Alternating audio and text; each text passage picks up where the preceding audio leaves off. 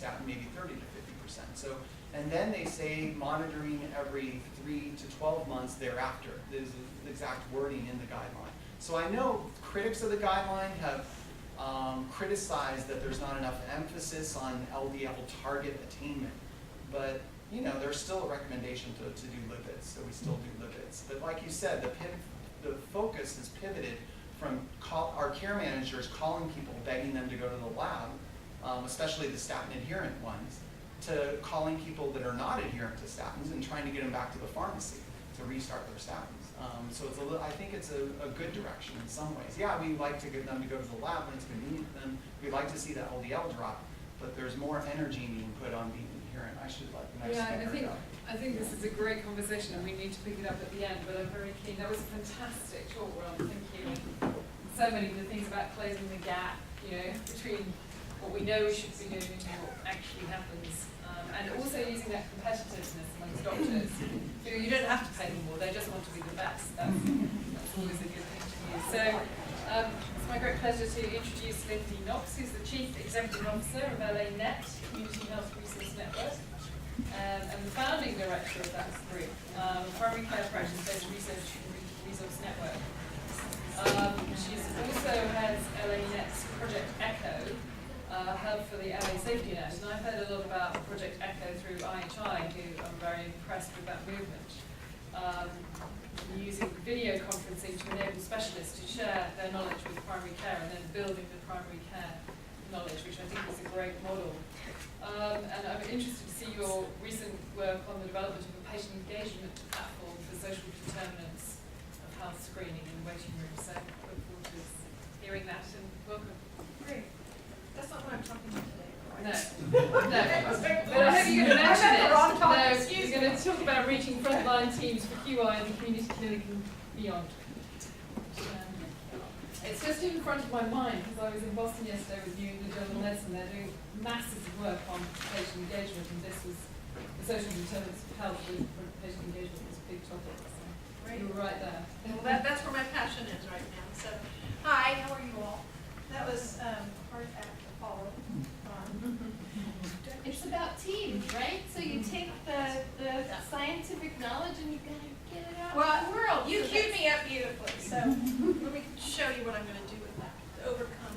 So I have the one disclosure, which is the patient talk, which is not the subject of this talk today.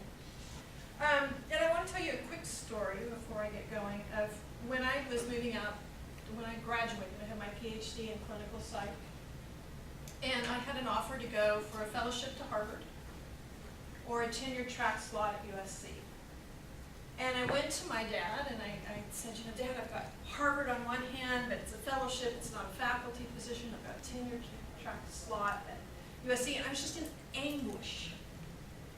And he said, well, honey, that's what you call a high-grade problem.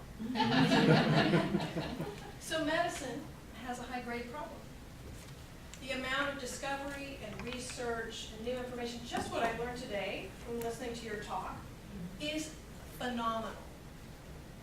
It's just extraordinary.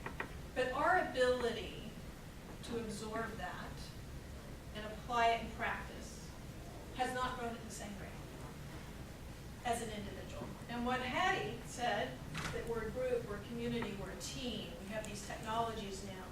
And so the big challenge is, how do we bridge that gap?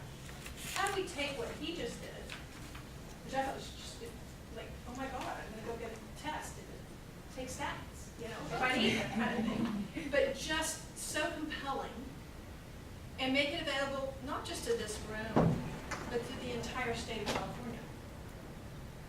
Not just to folks that are going to Kaiser, but to people working in FQs and even the independent practices serving the duals in South LA. So that's really the challenge at hand. And what you guys are doing with the Right Care Initiative and these universities is partly stepping into that gap. Project ECHO is another effort to step into that gap. And I had the good fortune, I saw this play a long time ago called The Happy Apple, and it was about this woman that was really good at picking trends.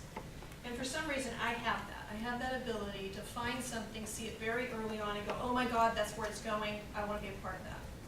About 7 years ago, I heard about Project Echo. Nobody really knew about it. It had just started in New Mexico. And I went, that's where it's heading. And I jumped on it. And so we have actually been running Project Echoes now for almost 7 years. Can you guys hear me okay? I'm good? And I had the good fortune, it was before Dr. Aurora, who started this in New Mexico, became as prominent and as in demand as he is. And so he actually mentored me. And I would go on the road and be his proxy and speak for him when he started getting too busy. And one of my favorite things that he would say is that Echo is about democratizing knowledge. That's great. And so when you look at the way that our medical system is set up, specialists learn a lot about a little, and the system reinforces them for doling them out in small little dollops and charging as much as possible for it, right? Primary care providers have to ring the bell. Ring the bell, ring the bell, ring the bell. If you're out in an FQHC, you've got to ring that bell every 10 to 15 minutes. Does not matter if you're making music or noise, but you've got to ring that bell. And so what ECHO was about was how do you bring these two groups together and how do you democratize and push out that knowledge of specialists out to that primary care provider so they can become comfortable, earlier start of treatment, higher quality of care. So they're not so isolated. He really started with the problem of rural healthcare, but it's very applicable here in urban settings. And so I want to pause and say, what if we had an echo going on right now, and you could take Ron and echo him in what he just shared, and you could, how many of you guys are clinicians? And you could present patient cases. So, anonymized. How many years ago did we start talking about this then? Probably 7 years ago. Because the lucky people in this room are the ones that are the medical directors and quality improvement directors. And I think there's a lot of frustration in this set about how do you reach the frontline teams when you're not in an integrated system. So what if we had him for 10, 15 minutes giving a condensed version? There's like 3 slides in there that just knock your socks off. And then you could present patient cases and he could reflect. And then what if we got Dr. Chen, who I think just left, and we got myself, Dr. Knox, a behavioral expert. The other Dr. The other Dr. Chen. There are 2 Dr. Chens. Yes. The pharmacist. We have another wonderful, one of his fellows that's from Healthcare Partners, a pharmacist in charge, if you want to put her on this. All right, so now you're on the team.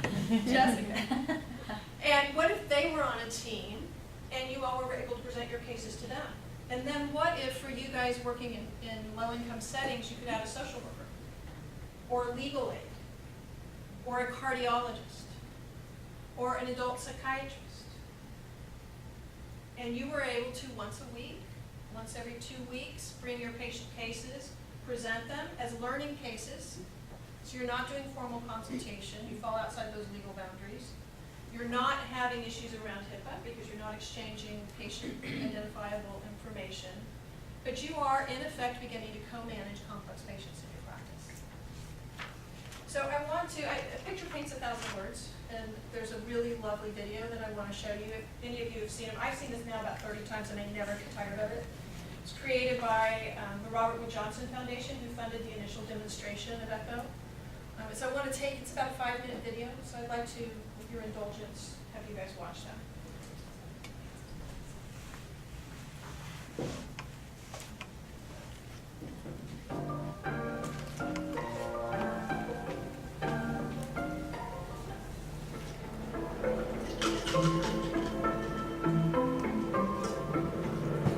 I'm a specialist in liver disease.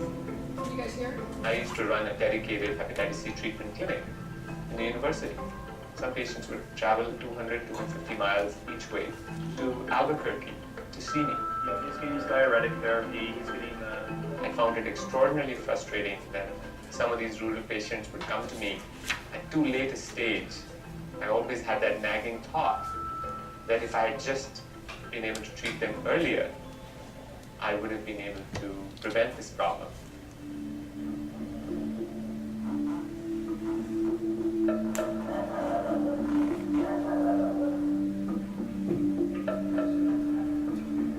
If you're in a remote area, the specialists that I need and that Ashley needs, we don't have those specialists.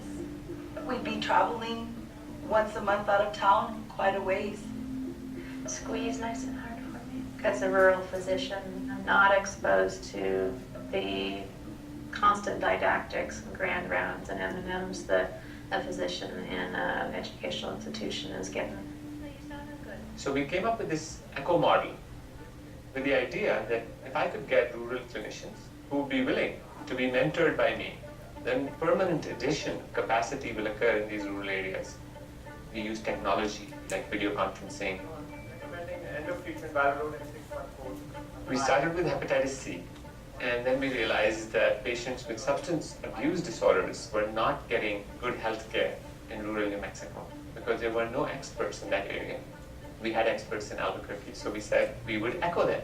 One thing led to another. After that, we started a diabetes program. Now we have echo projects in 19 separate areas. Every day we have a different echo project going on. She's a physician assistant and she's actually also interested in pain echo. The primary purpose in Project Echo is not to treat individual patients. The primary purpose is to build expertise. Go ahead, Angela. Thank you, Dr. Baker. Patient LO is a 39-year-old patient. Over the last 20 years, I recognized what are we going to do with this massive number of people that have to be seen by us. And fortunately, through the ECHO program, I can finally access these people. So I should just hold the hydrochlorothiazide. Okay.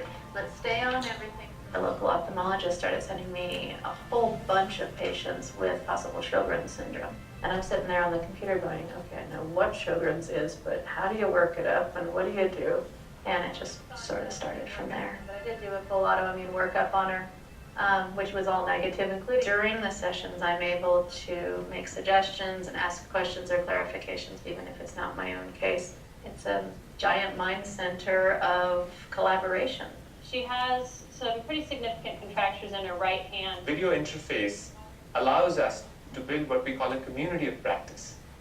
That is, there is collegiality, the same as you experience when you're doing rounds in a hospital. Dr. Bikers, would you consider compression stockings, thinking that this could be an element of post-Levitic syndrome? Well stated, Madhu. What do you think, Naomi? Well, she doesn't have edema per Yeah. se, but It is best practices all over the state to these sites. And mind you, these providers are really talking like they're rheumatologists. They know all the lingo, they know all the therapies, and it's very gratifying. The primary idea in Project Echo is something which we call a force multiplier. Every one patient that's presented, many more patients benefit because the expertise of the clinician increases, and this enhances quality of care. how are the knees doing? Knees are good. Are good. Okay, Mhm. good.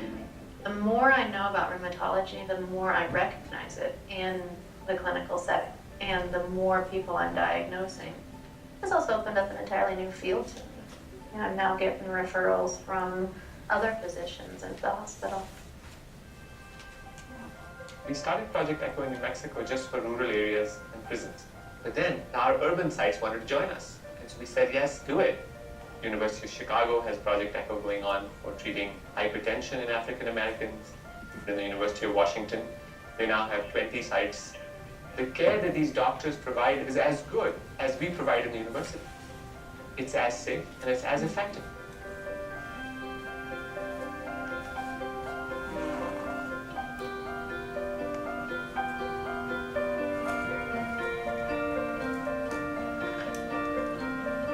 We've been able to demonstrate conclusively that the model works.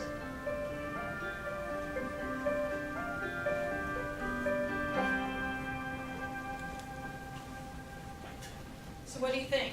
I've been doing this for a long time. Well, it's such a nice alignment with what your mission is and what you're doing, so it's a great But decision. teledermatology and telemental health is kind of similar to what's happening, what you just showed. It's a little bit, I mean, people get confused and start thinking of this as telemedicine. It is a peer-to-peer So clinician to clinician intervention as opposed to a clinician to a patient. So it's slightly different. And actually, Sanjeev talks about telemedicine encounters, the provider to patient encounter, as a solution that solves a transportation issue, but it doesn't necessarily increase capacity in the health system. And what this is really about, and the rheumatology, the example that is often used is many primary care providers are hesitant to start treatment because of some of the side effects to the medication. And you can send out treatment guidelines, you can provide clinical events like this, but it's oftentimes not enough to tip a primary care provider out into the field, to start prescribing and early starting medications because they're afraid of doing harm. Or their financial disincentives. Many times in these independent practices serving the duals, they're just reading that they don't want to do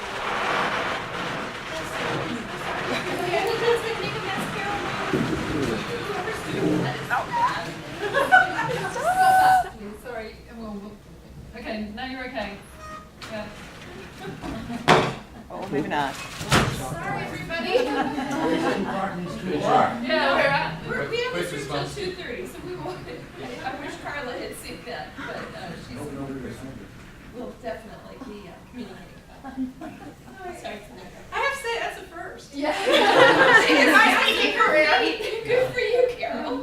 It sounds like an ideal opportunity with the absorption of academic medical centres partnering in these narrow networks. It sounds a great way forward for those types of organisations as well. And that is a very nice segue into what's happening in the U.S. with ECHO. So here is a map that shows you the various ECHO centers, and you'll notice that LA is on the map, both for the VA and then LA Net. So the VA system actually adopted this nationwide. I think Kaiser has a version of ECHO. And do you? No? We have something called ECHO that I'm familiar with, but the acronym's different. Oh. So this stands for Extension for Community Health Outcomes. And the VA system actually adopted it nationwide as a way to transmit and provide the support to, again, tip those primary care providers. The focus is pushing that knowledge out to the PCPs. So we have into the action. VA here. Dr. So, do you want to comment on? So, I mean, we've been utilizing ECHO for quite a while, and the VA has clinics in many areas and many rural areas. Like just in Southern California, we have clinics as high north as San Luis Obispo that we utilize ECHO. Great. Excellent. So, and then last year, just not that long ago, right before the recent elections actually, the ECHO Act was passed. And that is legislation to create a national ECHO infrastructure, really focused on rural health and then underserved communities like the urban poor communities. And so the vision here is there'll be a period of study and feasibility, but eventually there will be funding to support a nationwide spread of this. Think about this as a set of intellectual rails, that you're moving knowledge, not people. So we all moved to get here, and you even commented at the beginning, I mean, LA is so hard, it's a smaller university just because the transport is so hard. This allows you to move knowledge to the people rather than people to the knowledge. And at the same time, the video conferencing, it's not complicated, it's the WebEx or Zoom, or we use Zoom because the pictures are better. You can create some intimacy just through that video conferencing, and then we have occasional dinners where people get together and we talk and move on, but all of that also happens online. So I want to talk to you a little bit about, does it work? And these are a few examples just to kind of whet your appetite.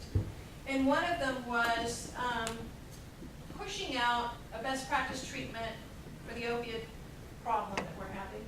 This was actually a number of years ago, and I apologize for that typo. I was going to get up here and fix it before I talked, and there's nothing here.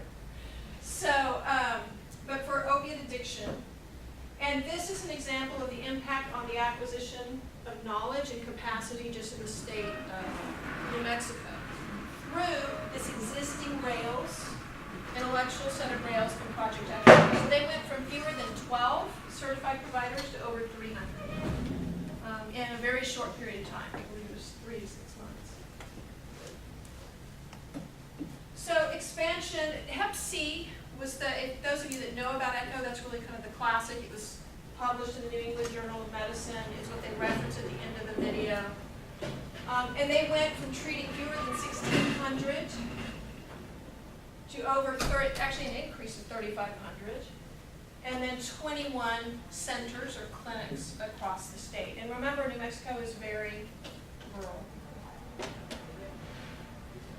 So you go out to the individual physician offices and teach them how to overcome the barrier of lack of comfort with face-to-face video? I'm going to get to that. Because I think ECHO is a start, but not enough. And there's a magic formula that I think we've got to go to next. And ECHO's actually already going there. So hold that. I'll get back to it. Here is the one that's been recently going on, and now they're on hiatus as they run the numbers, but it was really taking it the next step, which was ECHO Plus, and looking at complex care management. And this was a multi-stakeholder initiative, again, in the state of New Mexico. And what they did was supplement care teams in these rural communities. They added a community health worker and a social worker, and then they had this very interdisciplinary team that included cardiology, GI, pulmonology, legal aid, social work, pharmacy. They had about a team of 12 to 15 people, and they would call on them based on the cases that were submitted. So they didn't all show up at every session, although a good proportion of them did. But because these complex cases that drove up costs, these are the ones showing up in the emergency rooms, these were the ones with the avoidable hospitalizations, these were the frequent flyers. And they were able to get about a 30% decline in hospitalizations and a 32% decline in emergency room visits. This is initial preliminary data. And then patients were also reporting a perception of better access to care and an increase in satisfaction from 27% to 80%, 87%, which is pretty compelling. So, with that, those three examples of does ECHO work, and I don't know, Dr. Sal? So, yeah. Do you want to share a little bit on what you've seen within the Yeah. VA system? Well, certainly it's, I think, much more popular in the rural sites than some of the sites that are suburban or local to the large, closer to the large medical center. It's really a peer-to-peer discussion, and cases are reviewed and many questions are discussed and answered during the sessions. It is extremely helpful for those providers out in the rural community. So, my organization, LANet, we're a primary care practice-based research and resource network that we were set up in 2000 with funding from HRSA and AHRQ when I was a professor at USC. We're now a freestanding 501c3 out in the community at the request of our clinicians who really wanted something that was theirs. We started a Project ECHO hub a number of years ago, and with funding from LA Care Health Plan, and I want to recognize my colleagues from LA Care, we did a first demonstration of adult psychiatry. And that was selected by LA Care because of the shortage in care and primary care providers willing to care for step-down severely mentally ill. So they would go into the community mental health service centers, and they would be stabilized, but then they couldn't discharge them to care with the primary care provider out in the community because the primary care providers were uncomfortable with the medications, and the visits were much longer and more complicated than your traditional patient. And so with that pilot, we actually partnered with Dee Hirsch, and this is Dr. Curly Bonds. I don't know if you guys know him, but he's fabulous. And Dr. Bonds was our ECHO mentor, and he worked with, we had, it shows you a map. The red spots are the shortage areas in LA County, and then the blue dots are the different practices and providers that were participating in our ECHO demonstration. So we had very nice coverage. And then we actually started having people calling from Ventura and San Diego that were hearing about it, asking if they could join the ECHO, which we said absolutely. It works best if it's geographically grounded, because then you form those relationships with those specialists and you can send your patients to them, or they know who in your section of the system you can navigate to.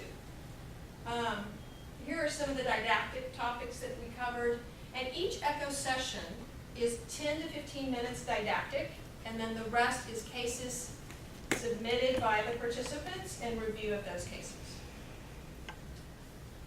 So, do you think it would work if we had, I think we had Ron speak for what, 40 minutes? And I thought that he could have spoken easily for an hour without anybody losing their train of thinking. Do you think that it has to be so short? Because what we do is very, very intensive, and I would never ask somebody to come all the way over here and only speak for 15 minutes. So the magic in an echo session, so what we find is knowledge doesn't generalize and translate to practice easily from just a didactic presentation. Where you really get that acquisition of deep expertise is when you have repeat presentations and it's dealing with something that you're actually dealing with in the real world. Now, echo would not necessarily be an appropriate place to disseminate something very straightforward, like new prescribing patterns for statins, that you could deliver in a very concise, where echo is powerful is complex care, where knowledge is rapidly being acquired and is difficult to master for a primary care provider. So for instance, what's happening on the LDL fight that's happening and with the complex patients who you can't get the LDL below 190 or something like that. Something like that, or Use the word wisdom versus knowledge. You're transmitting wisdom. The guideline transmits knowledge.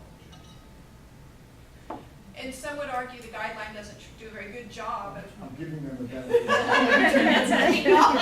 At least it transmits data. Tony Clow, LA Public Health. Yeah, hi.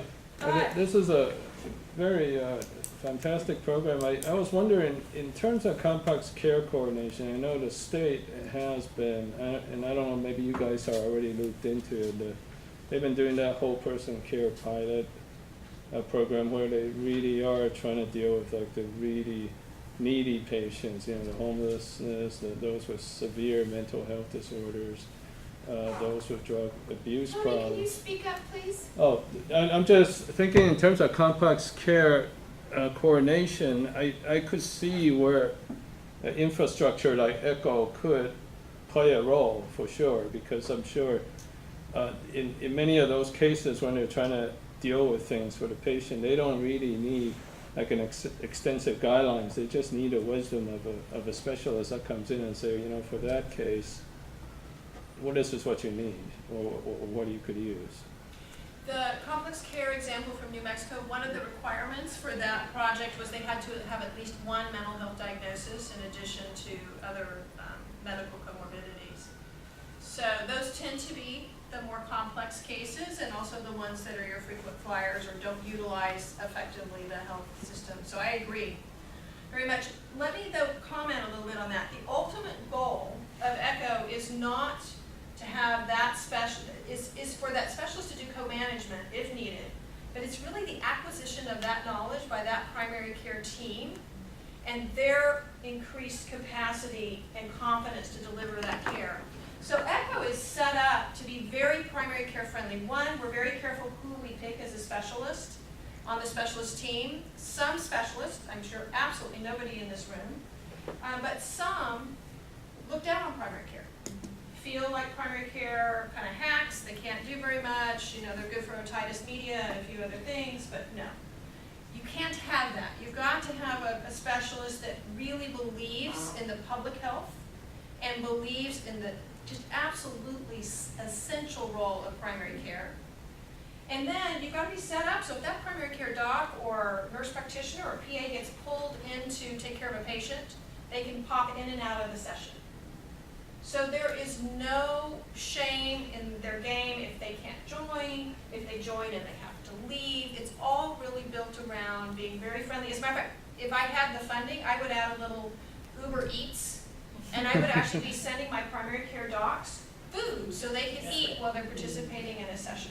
You know, to really create this just nurturing community of knowledge and support for our primary care docs out there doing so much work, and then these incredible specialists that come in and share their hard-earned knowledge. As a generalist married to a specialist, my wife and I really looked at, we didn't have technology in our minds, it didn't exist at that time, but the concept of creating primary care generalists who were half expert in a particular field. And she's an endocrinologist, so the idea would be, could you create a network of primary care generalists who have better capacity to manage kids with diabetes, but also have a relationship with specialists?